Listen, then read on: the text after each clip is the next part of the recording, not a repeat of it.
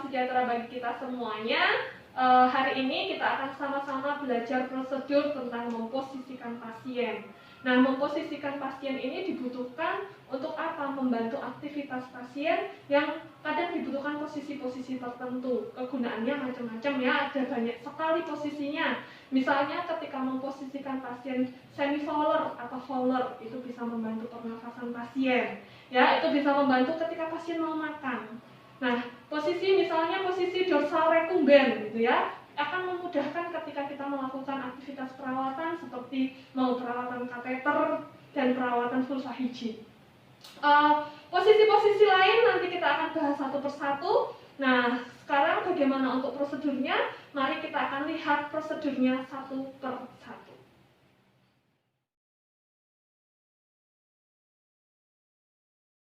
Oke, kita akan belajar memposisikan pasien dengan posisi semi-fowler atau fowler. Bedanya apa? Semi-fowler adalah posisinya setengah duduk atau dalam posisi 45 derajat. Sedangkan posisi fowler itu dalam bentuk posisi duduk atau 90 derajat. Tinggal bedanya aja nanti duduknya setengah duduk atau duduk. Seperti itu sesuai dengan kenyamanan pasien ketika dia bernafas. Ya, kemudian bisa juga ketika memposisikan pasien duduk untuk membantu pasien supaya dia mudah untuk makan. Nah, prosedurnya dimulai dari fase prainteraksi, kita verifikasi data, kita cuci tangan, kita siapkan alat. Karena bed ini sudah bisa didudukkan dan sebagainya, maka kita hanya butuh bantal, sarung tangan jika perlu. Lanjut, kita masuk ke fase orientasi. Kita akan memulainya. Saya kasih contoh satu untuk fase orientasi memposisikan ya, supaya nanti videonya tidak terlalu panjang. Nah, kita akan mulai fase orientasi. Selamat siang Ibu. Maaf, saya bicara dengan Ibu siapa? Arum. Ibu Arum. Ibu Arum, boleh tahu tanggal lahirnya? 29 Agustus. 29 Agustus. Tempat tinggalnya di Jumo. Saya cek gelang namanya ya Bu ya. Ya, saya bicara dengan Ibu Arum yang lahir tanggal 29 Agustus dan asalnya dari Jumo ya. Ya, perkenalkan saya perawat Tanti. Ya, siang hari ini saya akan membantu Ibu dalam posisi duduk. Ya, supaya pernafasan Ibu bisa lebih enak.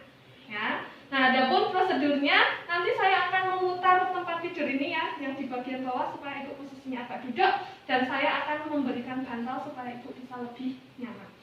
Bagaimana bisa saya lakukan sekarang? Bisa. Ya. Oke, kita bisa cuci tangan, kita bisa jaga privasi pakai sarung tangan bila perlu. Nah, selanjutnya kita akan memposisikan.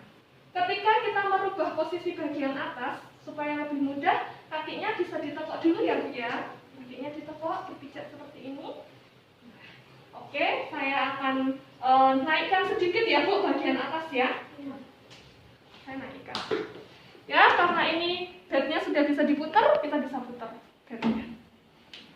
Ya.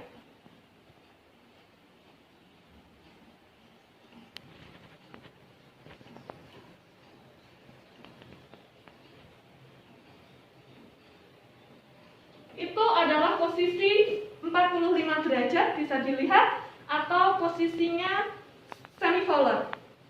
Nah, untuk fowler kita posisikan lebih tinggi lagi atau 90 derajat.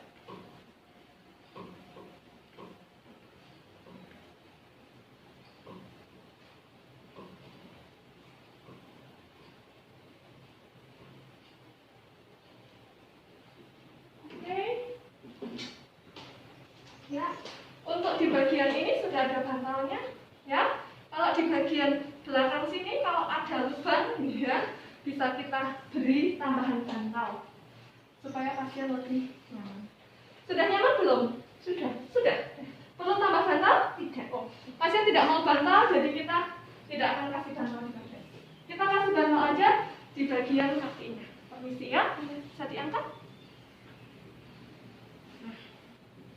Ini agar lebih nyaman lagi, pasien boleh dikasih bantal di sini. Nah, begitu Ibu, apakah sudah nyaman? Sudah. Masih merasa sesak nafas? Tidak. Ya, kalau begitu, kalau Ibu sudah merasa lebih nyaman, saya akan tinggal turun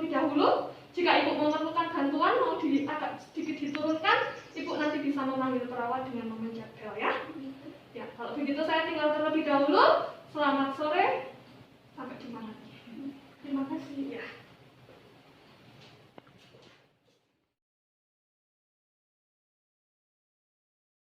Selanjutnya kita akan belajar untuk memposisikan pasien dalam posisi supinasi atau terlentang. Karena ini posisi pasiennya sudah dalam posisi duduk, berarti kita akan kembalikan seperti semula. Ibu, saya akan turunkan bagian kepala ya Bu ya, supaya Ibu bisa tidur dengan nyaman. Sama tinggal kita putar di bagian yang tadi kita putar secara dengan cara yang berlawanan arah.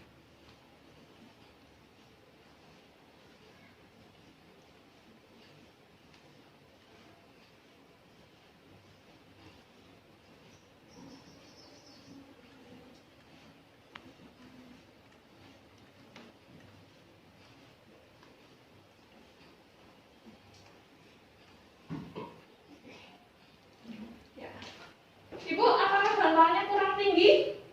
Sedikit. Sedikit. Saya ganti bantalnya dengan yang lebih tinggi ya, Bu.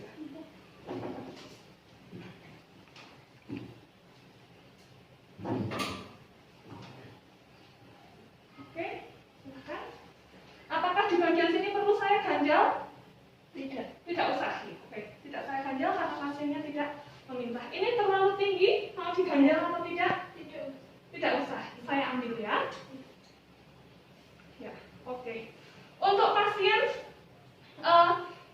jika dia lebih nyaman dengan diganjal di bagian belakang sini, bagian punggung bawah atau bagian kaki, bisa dilakukan pengganjalan dengan menggunakan bantal.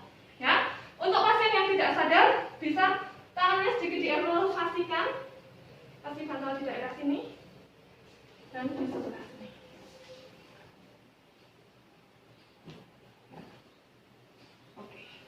Itu untuk posisi supinasi.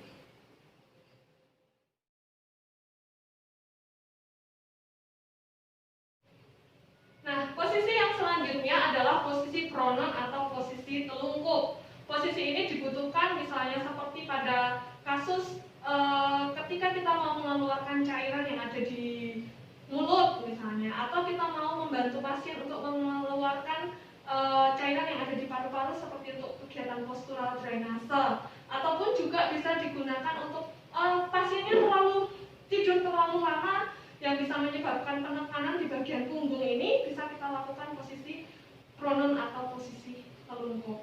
Nah, prosedurnya seperti apa? Pasiennya kalau dia bisa kooperatif gitu ya, kita bisa meminta pasien untuk sedikit bergeser supaya nanti ketika kita telungkupkan, pasien tidak terlalu ada di sebelah sininya supaya tidak jatuh. Oke, Mbak bisa agak geser ke sana sedikit. Lagi? Oke. Oke, saya akan telungkupkan ya Mbak Anung ya. Yuk kita telungkup. Oke. Ya kepalanya seperti ini, tangannya bisa seperti ini. Oke. Kemudian apakah di bagian perutnya perlu saya ganjal bantal? Tidak. Tidak. Di bagian kakinya perlu saya ganjal bantal? Tidak. Tidak. Ya, pasien sudah nyaman seperti ini, kita posisikan seperti ini sampai terapi yang kita berikan itu sudah cukup buat pasien.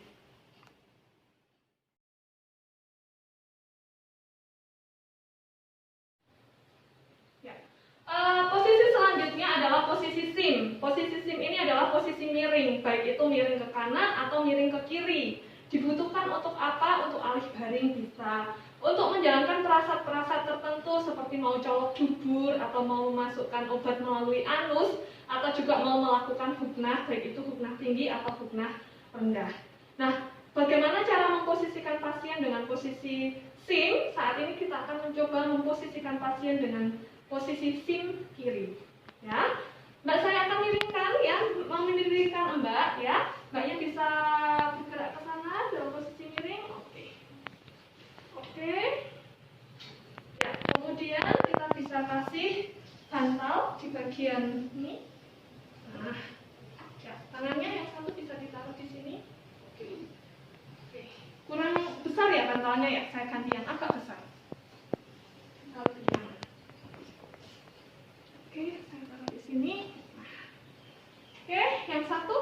kita kasih bantal di bagian. Ini adalah posisi SIM. Biasanya kita pakai ketika pasien menjalani alih baring. Kalau yang satu kakinya bisa lurus, yang satu bisa agak ditekuk. Yang bawah lurus. Belum nyaman ya.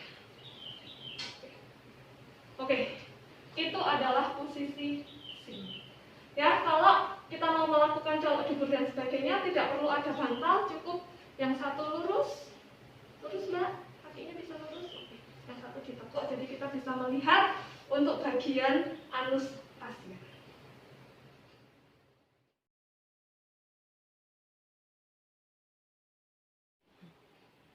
Oke, untuk posisi selanjutnya adalah posisi Trendelenburg. Nah, posisi Trendelenburg ini adalah posisi di mana kepala lebih rendah dibandingkan dengan kaki. Tujuannya adalah untuk melancarkan sirkulasi darah ke otak. Biasanya digunakan pada pasien yang mengalami shock. Nah, kita akan mencobanya karena tempat tidurnya ini tidak bisa diposisikan. Seharusnya ada tempat tidur khusus yang bisa digunakan untuk posisi Trendelenburg seperti ini. Karena tidak bisa, maka kita akan menggunakan bantal. Ya, supaya kepalanya bisa lebih rendah daripada kaki, maka untuk bantal yang ada di kepala bisa kita ambil. Permisi ya Bu ya, saya ambil bantalnya. Ya. Oke, kemudian kakinya bisa diganjal dengan menggunakan bantal. Permisi.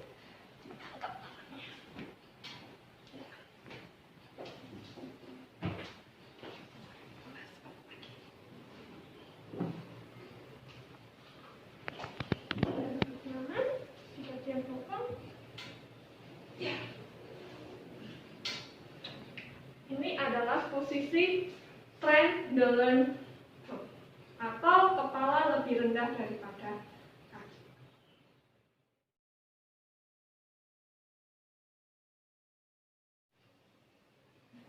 Posisi yang selanjutnya adalah posisi litotomi. Posisi ini diperlukan ketika orang mau melahirkan ataupun orang sedang mau melakukan kiret ataupun mau memasang seperti IUD dan sebagainya, bisa pakai posisi ini. Nah, ketika ada di ruangan biasanya ada alat yang bisa digunakan untuk memegangi atau menahan bagian kaki pasien. Tapi karena di sini nggak ada alatnya, kita bisa gunakan tangan pasien untuk memposisikan litotomi. Nah, Mbak bisa minta tolong kakinya ditekuk. Dua-duanya ditekuk. Oke, kemudian tangannya bisa ditekan seperti ini, Nah, dibuka. Oke. Ini adalah posisi litotomi atau posisi ketika orang mau melahirkan.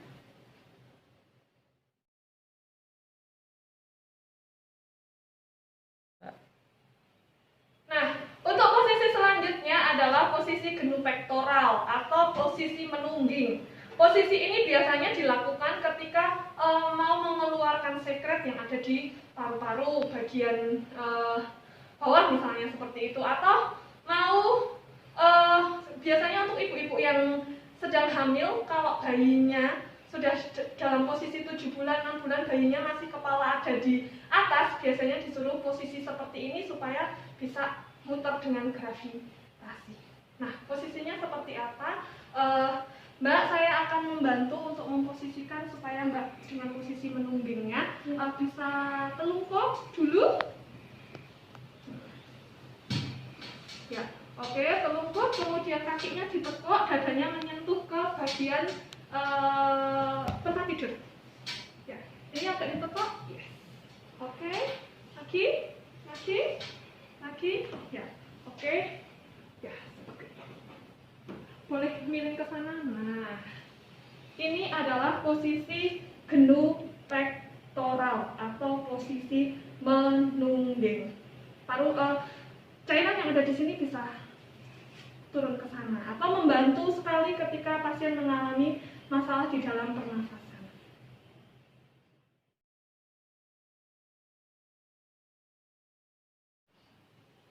Oke, yang selanjutnya adalah posisi dorsal recumbens.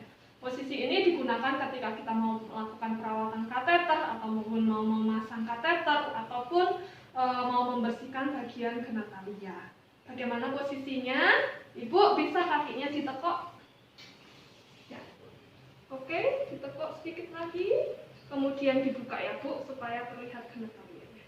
Nah, ini adalah posisi untuk dorsal movement.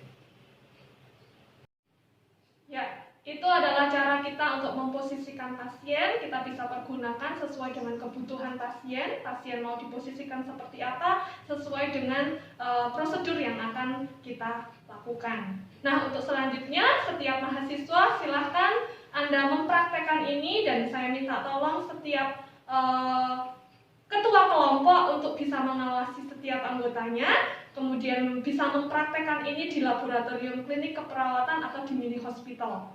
Dan selanjutnya silahkan Anda mengisi presensi untuk praktek lab hari ini. Salam sehat untuk kita semua.